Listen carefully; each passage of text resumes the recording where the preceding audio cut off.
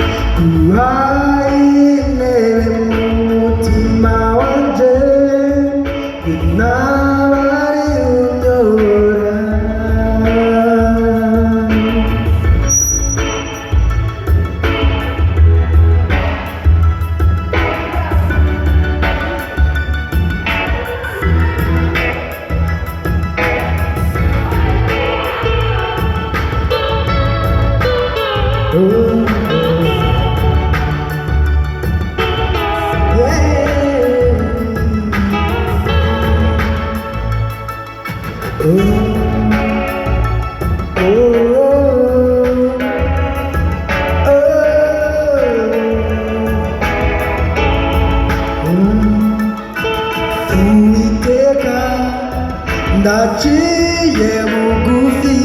umutima wanje ndiyakiriye nahuye neza ko ari wewe mana yanje Uwiteka ndaciye bugufi umutima wanje ndiyakiriye nahuye neza ko ari wewe mana yanje amashimwe nayawe cyubahiro ni cyawe byose urabikwiriye amashimwe nayawe cyubahiro ni cyawe byose